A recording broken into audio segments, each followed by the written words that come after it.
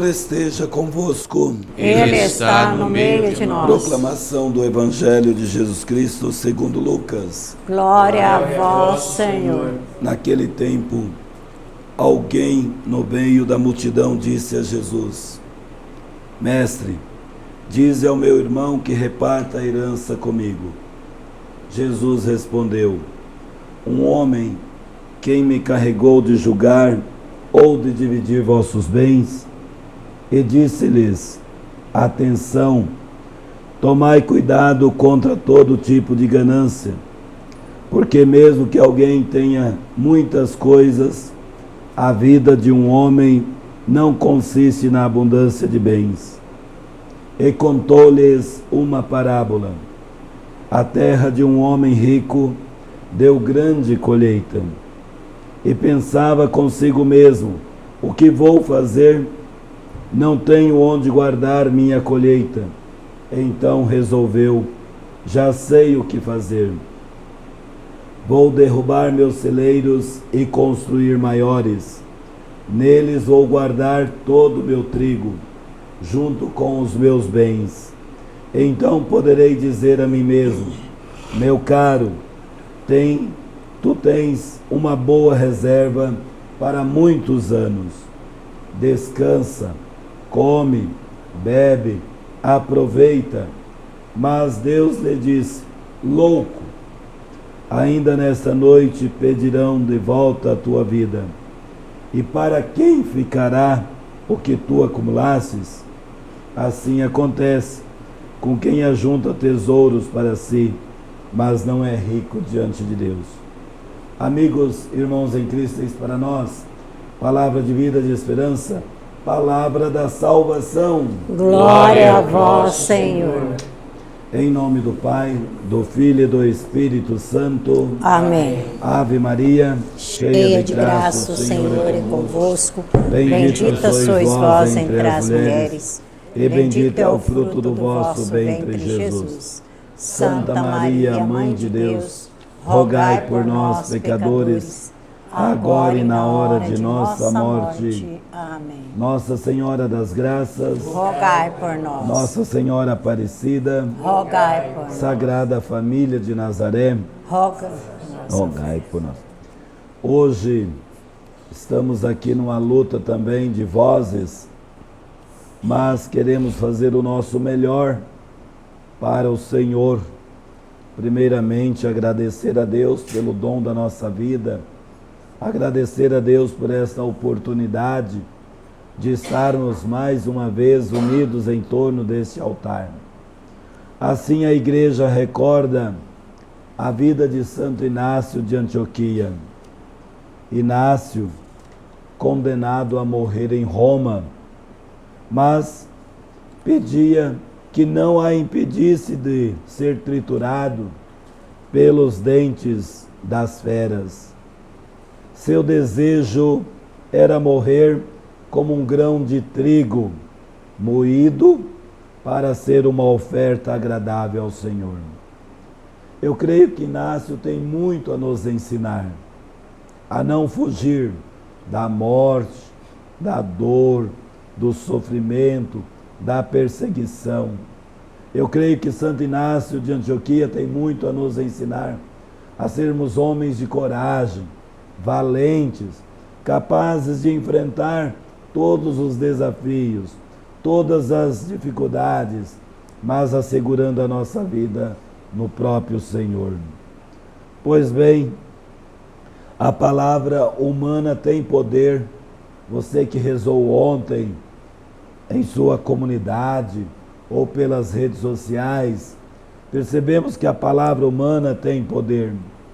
Mas a palavra, quando é acolhida com a verdade, a palavra de Deus, ela tem sua força, ela penetra a eternidade e ela leva a vida humana até o coração de Deus. O importante para cada um de nós é alimentar-se desta palavra, que sai e que vem de Deus, para ser força para a nossa vida. Quantos homens tiveram tentações, dificuldades, incertezas, medos, mas foram homens corajosos, porque confiaram nesta palavra. É a palavra de Deus que dá força para quem crê, para quem acredita no próprio Senhor. A palavra de Deus tem força, a palavra de Deus nos encoraja, a palavra de Deus nos fortalece na missão. Nós estamos no mês missionário, precisamos desta palavra que nos faz decidir um amor a Jesus, que nos faz sair do nosso comodismo para assumir o projeto missionário que é anunciar a Boa Nova. Assim foi a palavra para Santo Inácio de Antioquia. Essa palavra foi força decisiva para a sua vida. Uma força extraordinária, indo para a morte, diz: não me impeça, deixa-me morrer por amor a esta palavra, para ser testemunho desta palavra junto dos meus irmãos. E assim nós ouvimos uma leitura tão bonita de Paulo, quando Paulo nos convida primeiramente a imitá-lo, tal qual ele imita Jesus Cristo. Paulo vai dizer: vós estáveis mortos por causa de vossas faltas, de vossos pecados, porque seguis deuses deste mundo e não o Salvador Jesus Cristo. Querido irmão, quando nós encorajamos a nossa vida em Cristo, não temos medo de nada. Quando nós encorajamos a nossa vida em Jesus, não fraquejamos na missão, pois quem participa da cruz de Cristo, participa também da ressurreição. Santo Inácio de Antioquia, ele fez essa experiência de Deus em sua vida. Participou da experiência dolorosa, da paixão, da morte cruenta de nosso Senhor Jesus Cristo. Mas não desistiu. Ele foi fiel à palavra, fiel ao testemunho. Não podemos fugir da cruz de Cristo. Nós que estamos no mês missionário, não podemos fugir da cruz. Devemos ter coragem, como outrora tiveram, dar testemunho do próprio sangue ao ser derramado por amor a Deus junto dos irmãos. Todos nós, batizados em Cristo, somos chamados ao idêntico testemunho. Ter coragem, meu irmão, ter alegria de carregar a cruz do Senhor todos os dias em nossa vida. O nosso testemunho que passa pela cruz deve ser um testemunho de caridade. O nosso testemunho que passa pela cruz deve ser um testemunho de bondade. O nosso testemunho que passa pela cruz deve ser um testemunho de fidelidade, para que a palavra seja fecunda na nossa vida e na vida dos nossos irmãos. Muitas vezes a missão torna-se falível porque falta fecundidade, falta experimentar o amor de Deus em nossa cruz ainda. Todos aqueles que sacrificam a sua vida por amor a Jesus enfrentam os perigos desta vida. E o seu apostolado, a sua coragem, receberá a recompensa de Deus. Quantos perigos nós temos que enfrentar hoje, mas não podemos pensar na recompensa humana. A recompensa nossa é de Deus, é divina. Assim nós devemos enfrentar também as nossas fadigas, enfrentar as nossas doenças, nossas enfermidades, enfrentar a hostilidade dos fiéis, que muitas vezes precisam do socorro de Deus. Quantas pessoas estão atacando a igreja, os sacerdotes, presbíteros, enfim. Às vezes precisamos enfrentar sem fadigas.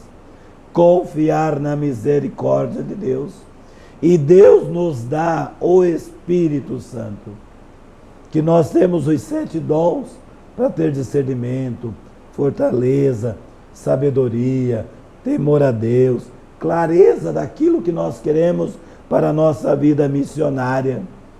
O Espírito vem para nos conduzir e que nós sejamos condutores do nosso povo para uma vida melhor. Assim, meu irmão, possamos corresponder com o espírito de caridade, o espírito de mansidão, o espírito de paciência, o espírito de benevolência, o espírito de aceitar o chamado de Deus a ser fiel a Ele por amor. Afirma o nosso salmista hoje: o Senhor mesmo nos fez e somos seus. Deus conhece o barro que nós somos, é Ele quem nos fez e nós pertencemos a Ele. E o salmista vai dizer: o Senhor é bom e a sua bondade é eterna, o seu amor é fiel para sempre. Esse é o nosso Deus, um Deus que nos ama, um Deus que nos protege, um Deus que nos acolhe, um Deus que doa a sua própria vida por amor. E Jesus faz um apelo: eu sou tudo isso para você. Agora, tomai cuidado contra todo tipo de ganância. Nós sabemos que Deus é grandioso em nossa vida, mas às vezes deixamos Deus de lado e deixamos a ganância tomar conta da nossa vida. Quantos celeiros nós já construímos? Quantos celeiros queremos construir? Muitas vezes não encaixa Deus. Deus não está dentro do nosso projeto. E Jesus vai dizer: tomai cuidado. Os gananciosos, aqueles que são apegados em coisas materiais, não têm tempo para Deus. Não tem tempo para si mesmo.